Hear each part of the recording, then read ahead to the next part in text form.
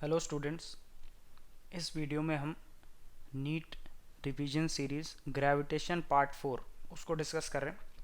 First question क्या है? Radii of circular orbits of two satellites A and B of earth are 4r and r.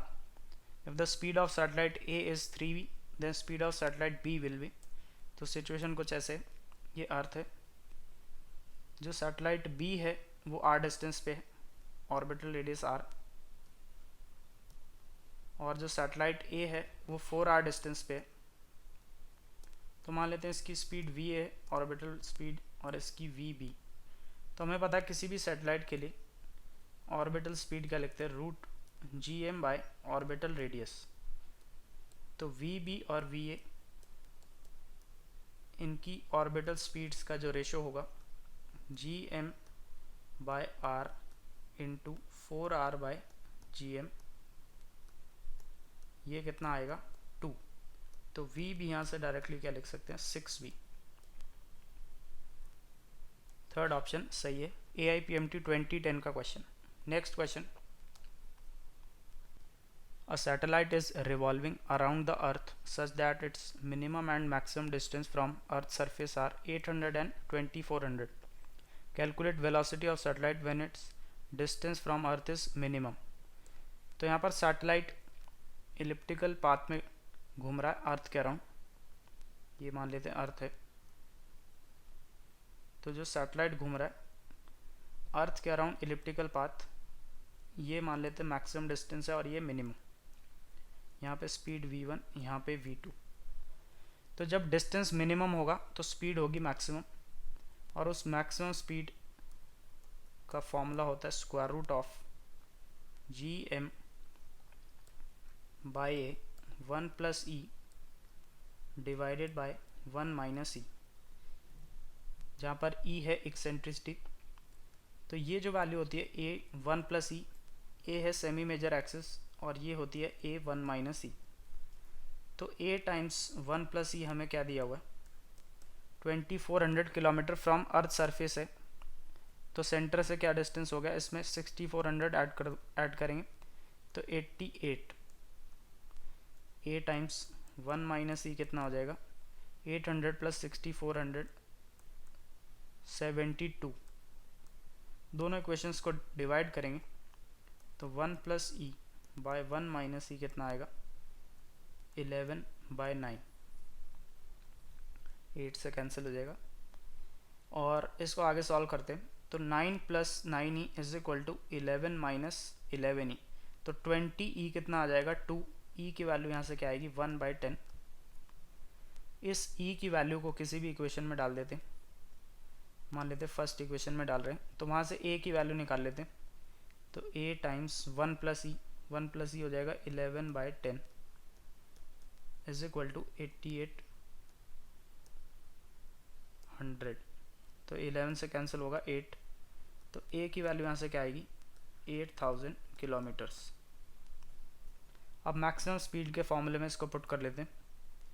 v कितना आएगा square root gm, अब r square से multiply करते हैं और डिवाइड कर लेते हैं, क्योंकि ये gm बाय r स्क्वायर ये होता है स्मॉल g 10, और नीचे है a की वैल्यू 8000 इंटू 10 पावर 3, और 1 प्लस ई बाय 1 माइनस ई की वैल्यू ये रही 11 बाई 9, और ये r square radius of earth. तो v की वैल्यू यहाँ से क्या आ गई, r को बाहर ले लेते हैं 6400 किलोमीटर। तो एक 10 से ये कैंसिल हो जाएगा, तो यहाँ पे 3 और ये 4, ये 100 बाहर लेते हैं, और यहाँ पे क्या बचेगा 80। 11 बाई 9 इंटू 1 बाई 80, ऊपर और नीचे 5 से मल्टीप्लाई करते हैं तो 8 5 ज़ा 40। तो 400 का स्क्वायर रूट 20, उसको भी बाहर ले लेते हैं। तो v की वैल्यू यहाँ से क्या आ गई,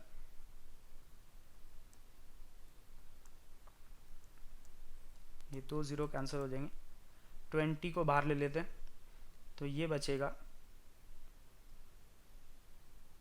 3.2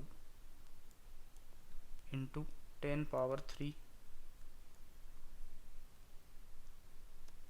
और अंदर क्या बचा 55/9, तो ऑप्शंस ज़्यादा क्लोज नहीं है, तो 55/9 को 54/9 ले सकते हैं। 54/9 को क्या लिखेंगे, ये हो जाएगा 9 1 ज़ा 9 6 ज़ा 54, तो स्क्वायर रूट ऑफ 6 वो आराम से निकाल सकते हैं, square root 2 into square root 3, तो कैलकुलेशन को सिंपल कर सकते हैं।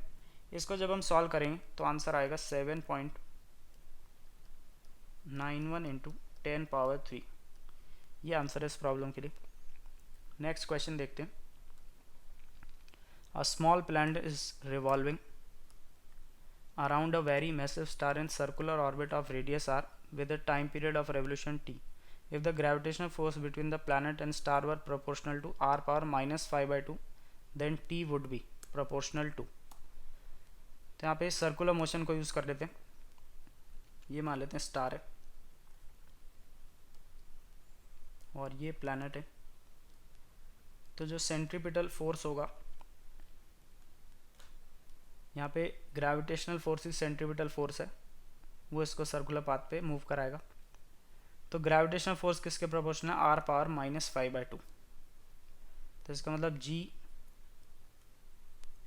मास of star divided by mass of planet और r power 5/2 is equal to mv²/r। m और m कैंसिल करेंगे, r पावर 1 और 5/2 यहाँ 3/2, तो v की वैल्यू क्या आ गई, square root g times mass of star divided by r power 3/2। अब टाइम पीरियड क्या लिखेंगे,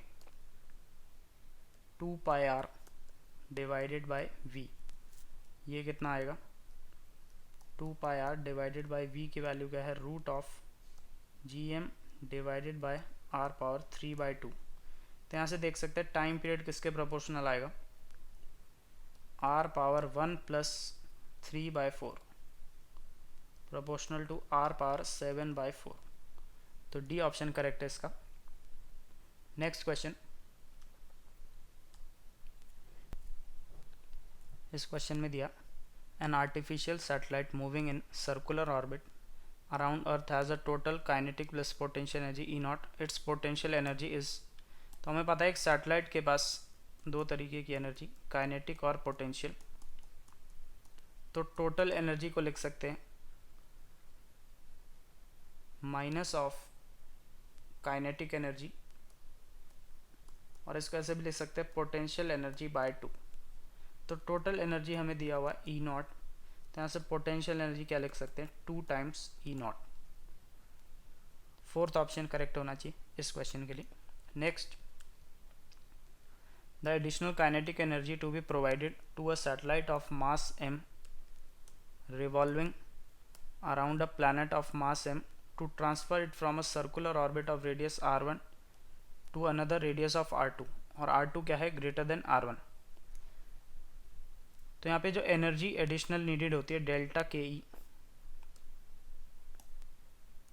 डेल्टा के ई क्या लिखते हैं, change in mechanical energy of satellite, change in mechanical energy of satellite, और हमें पता मैकेनिकल एनर्जी r2 रेडियस में कितने लिखेंगे, minus GMM divided by 2 times r2 minus initially जब वो r1 रेडियस के ऑर्बिट में तो उसकी मैकेनिकल एनर्जी क्या लिखेंगे GMM बाय 2 टाइम्स r1 और नेगेटिव साइन के साथ, तो ये क्या आ जाएगा GMM by 2 1 by r1 minus 1 by r2, ये एडिशनल काइनेटिक एनर्जी की ज़रूरत है। तो थर्ड ऑप्शन करेक्ट होना चाहिए इसके लिए। नेक्स्ट क्वेश्चन,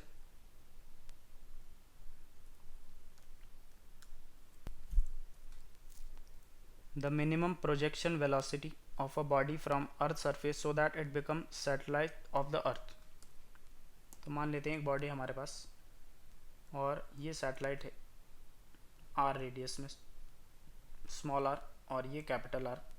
तो यहाँ पर एक बॉडी है, इसके पास मान लो एनर्जी E1, अब इसको हमें काइनेटिक एनर्जी देनी है कुछ ke और सैटेलाइट की एनर्जी E2, तो E1 plus ke is equal to E2।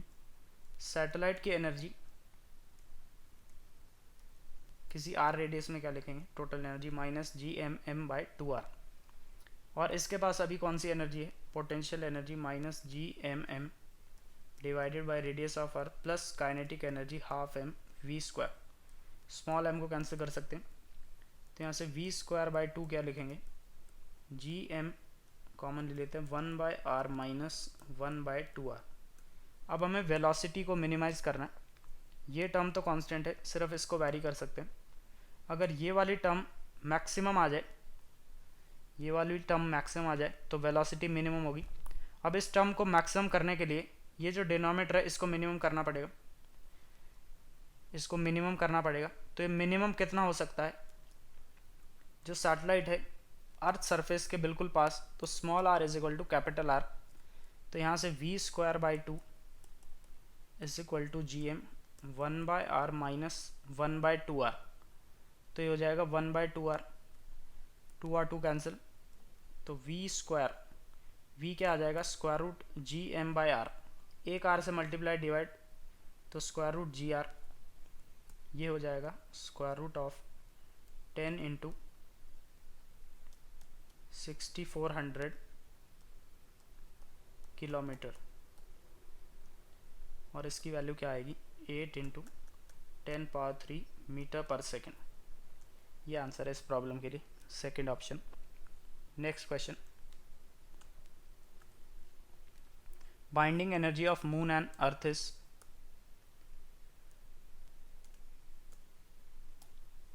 तो बाइंडिंग एनर्जी होता है negative of total energy,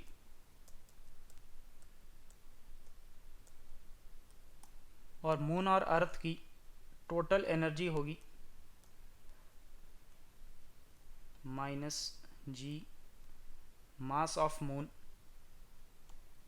mass of earth by 2r। तो बाइंडिंग एनर्जी इन दोनों के बीच में क्या आएगी, GMM me/2r। Second option correct है।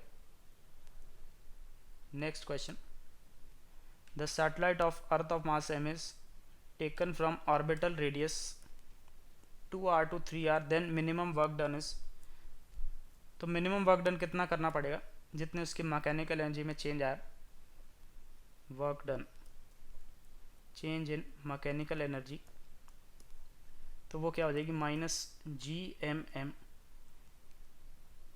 सैटेलाइट और प्लैनेट की जो टोटल मैकेनिकल एनर्जी क्या लिखते हैं, माइनस GMM/2 टाइम्स उसका रेडियस, तो फाइनल रेडियस क्या है 3r minus of minus GMM divided by 2 times initial radius है 2r। इसको सॉल्व करेंगे तो क्या आएगा, GMM divided by 4r minus GMM divided by 6r। GMM/r common ले लेते हैं, 1/4 माइनस 1/6, 12 LCM, तो 3 - 2 1, ये आएगा GMM/12r। ये आंसर है इस प्रॉब्लम के लिए, b option. Next question, a planet of mass m is moving in an elliptical orbit around the sun. The maximum and minimum distance of the planet from the sun are r1 and r2. The period of revolution of the planet will be proportional to, तो हमें Kepler's के law पता है, t² directly proportional r³। तो r जब circular orbit होता है तो r ही रेडियस होता है, लेकिन r क्या पुट करेंगे जब एलिप्टिकल ऑर्बिट हो, तो वो होता है सेमी मेजर एक्सिस। जब इलेक्ट्रिकल ऑर्बिट होगा तो r की जगह क्या पुट करेंगे, सेमी मेजर एक्सिस। अब मैक्सिमम डिस्टेंस हमें पता है किसी भी एलिप्स के लिए, मान लेते हैं सेमी मेजर एक्सिस a है और इसेंट्रिसिटी e, तो a टाइम्स 1 + e ये है r1, और a टाइम्स 1 - e ये है r2। तो यहाँ से a की वैल्यू अगर हम सॉल्व करें वो आएगी r1 + r2/2। इसका मतलब time period semi major axis है R1 प्लस R2/2, तो टाइम पीरियड किसके प्रोपोर्शनल आएगा, R1 plus R2/2 power 3/2। Fourth option correct है इसका।